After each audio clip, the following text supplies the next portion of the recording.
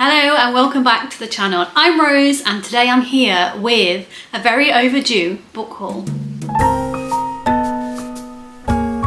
It's been a while since I've done a book haul, but I do have a good stack of books sitting right next to me. These are books I've collected over summer. I've not been buying as many books this year because I've got so many on my shelves that are unread. So I have been a bit better at book buying, but that isn't to say that I haven't got 1, 2, 3, but over 10 books.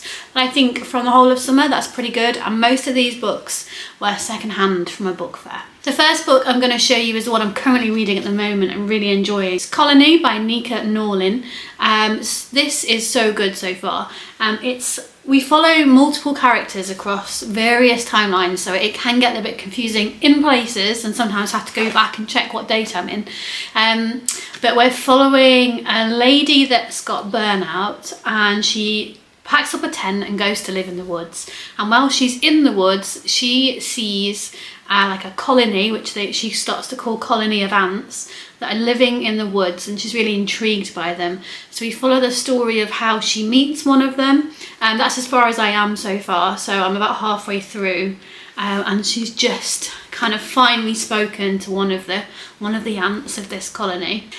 So also absolutely gorgeous cover. So that's book one, and I think I'm going to love this. I think it's going to be a 4 or 5 star.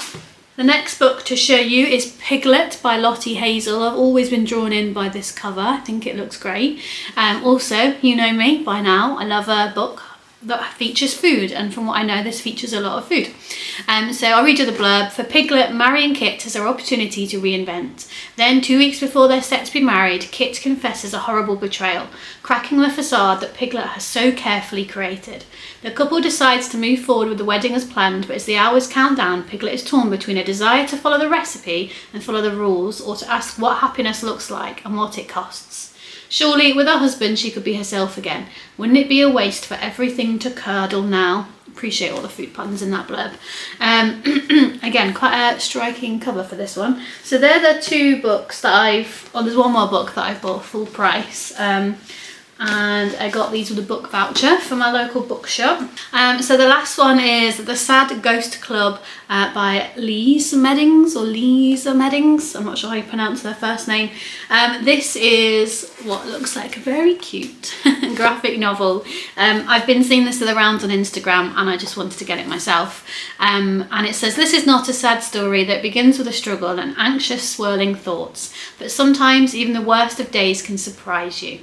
And that's as much as I know about this book. And I had read another ghost book last year, which I think there's a second one of this, called Sheets, and I really enjoyed it, and so I was intrigued to pick up this one. The artwork in this and the colour scheme is gorgeous, by the way, but that's one I've read before. But yeah, I'm getting a little ghosty collection. I have a couple of ghosts in my office, got a little ghost ornament and a ghost wall print. I think I'm going to do some crafts soon where you make your own ghost as well. So this is a book that came in my locked library subscription. This is The Enemy's Daughter by Melissa Poet. Lovely surname. Always get the gorgeous sprayed edges with locked library, and the book covers are always gorgeous with artwork in them. I'm going to be honest, recently with Lock Library, so I get the Romantasy series. I've not been loving the choices recently.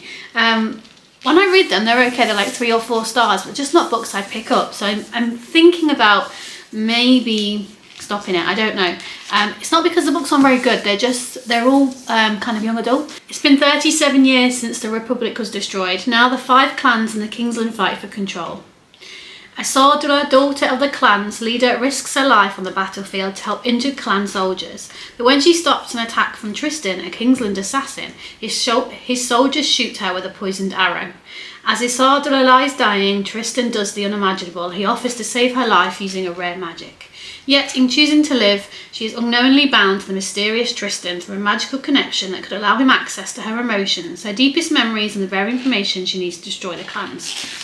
It does intrigue me, it does, like I will definitely read it, and I do love how gorgeous these books are, but I love a book subscription.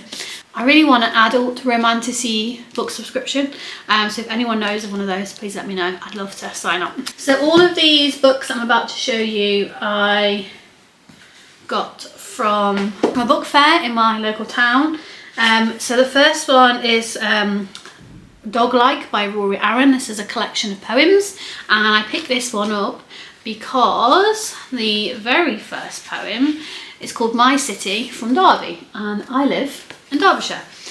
So I was quite intrigued to pick it up. I love a bit of poetry, so I'm going to get to this really soon. So, and the blurb says all of the poems are set in the urban landscape of Derby, and I work in the city of Derby. So I think I'm going to really enjoy this. The next book I got from the book fair was Car Park Life by Gareth E. Rees. I've never seen this book before, but the cover intrigued me. I like the photograph, so I picked it up. Also, I read a book once, I can't remember what it's called, about a lady that lived in a car park, and it was a fictional story, but based on things that happen in America, and I really enjoyed it. And when I saw the title, it reminded me of that novel, so I picked it up and I thought it sounded like a bit of me. So what's it about? This one's not fiction, by the way. This is non-fiction. Car parks, commonplace urban landscapes, little explored and really featured in art and music, yet they shape the aesthetics of our towns and cities. Hotspots for crime, rage and sexual deviancy, a blind spot in which activities go unnoticed. Skateboarding, car stunts, drug dealing, dogging, murder. It's a lot that goes on in a car park. And, you know, parking your car. Gareth Rees believes that the retail car park has as much mystery, magic and terror as any mountain, meadow or wood. He's out to prove it by walking the car parks of Britain, journeying across the country from Plymouth to Edinburgh, much to the horror of his family and friends, and most of all himself. He finds Sir Francis Drake outside B&Q, standing stones in a retail park and a dead body beside Sainsbury's. In this darkly satirical work of non-fiction, Gareth E. Rees presents a troubling vision of Brexit Britain through a common space we know far less about than we think. I think that sounds really great. Just reading the blurb makes me want to start reading it now. Another book we got, I say we because it's actually my partner that picked this one up, but I thought it sounded interesting too, is This Is London by Ben Judah. Straight away I've got some images of London, which we love in a book. I go to London quite a bit. My brother is studying in London, so I get to go and sleep on his floor. So it's good though, because London can be expensive to stay in. So what's this about? This is London in the eyes of its beggars, bankers, coppers, gangsters, carers, sex workers and witch doctors. This is London in the voices of Arabs, Afghans, Nigerians, Poles, Romanians and Russians. This is London as you've never seen it before. Really excited to pick this one up. Another book I got from my local book fair. I did pay full price for this one actually, because this is a local author and it's featured in the woods. And as you know, I love books about food and love books set in the woods. This is a children's book, and I did get it signed, which was lovely. It's always nice to get a book signed. So this is Wood, taller, older, wiser, and I believe we follow a mouse. There are things I like most about Kursk Robber. He's taller than me, but he doesn't make me feel small. He's older than me, but he doesn't tell me what to do. He's wiser than me, but he doesn't have a lot of rules. Patrick Wood. Also, there's such lovely illustrations in this book. So I don't fully know what it's about, to be honest, but I know it's children's. It looks wonderful. It's quite short, a nice quick read, so hopefully I can pick this one up soon. I have 3 more books to show you. The next one is The Service by Frankie Mirren. Very intrigued by the cover. Love the kind of hot pink on black background. There we go, forgot the word. So Laurie works illegally in a rented flat in central London, living in fear of police raids, which could mean losing her small daughter and a dream of a new life. Freya is a student who finds she can make far more money as an escort than she could in an office. Life, after all, is already a tangle of madness and disassociation. And Paula is a journalist whose long-term campaign against prostitution has brought her some strange bedfellows. After a shock change to the law, with brothels being raided by the authorities, lives across the country are fractured. As a threat from Laurie's past begins to catch up with her, the 3 women are increasingly drawn into each other's orbit. The Service is a powerful and challenging novel about women's bodies, sex and relationships, mental health, entitlement, authenticity, privilege and power. As shocking as any dystopia, but touching and deeply humane. That sounds like so good.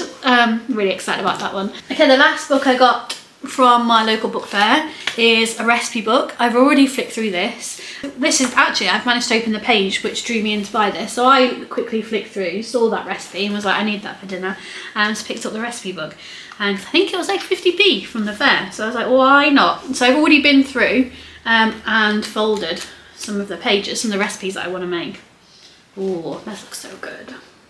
Yeah, so love a recipe book and one to add to the collection. And the last book I want to show you is a book by someone I know, a friend. This is Quacks by Dr. Ahmed Handy. I have read this one already. And again, he's been so lovely and he's signed it. I'll read you the blurb because it kind of summarises it much better than I can. When British, Arab and Southerner Dr. Ahmed Handy suddenly found himself working as a junior doctor in the Midlands, part of the country which he was wholly unfamiliar and which was equally unfamiliar with people like him, he was faced with something of a culture shock. But that was only the beginning of his bizarre junior doctor experience. Through this humorous and heartfelt memoir, Dr. Handy imparts his extensive collection of bonkers stories about the various quirky doctors and nurses he worked alongside, ranging from the mildly eccentric to the overly sociopathic. From a gynecologist so petty he copyrighted his own consent forms to an anally retentive orthopaedic surgeon which practices so bewildering that the accompanying doctor simply wrote a question mark in the patient's notes. That was a hard sentence to read out. Quacks is a memoir full of characters and experiences so outrageous they'll make you gasp in shock and laugh out loud in equal measure. I really enjoyed this. Well done, Dr. Ahmed Handy, on your first book. So that's my summer book haul. Have you read any of these books on my shelves? I'd love to know. I'm currently saying this to you whilst flicking through this recipe book again, because yeah, I'm making a salad today with chicken, and I'm thinking this would be a great side, because I was going to do roasties, so I might do that. Hope you're having a great day, whatever you're doing, and until the next time, I'll see you really soon.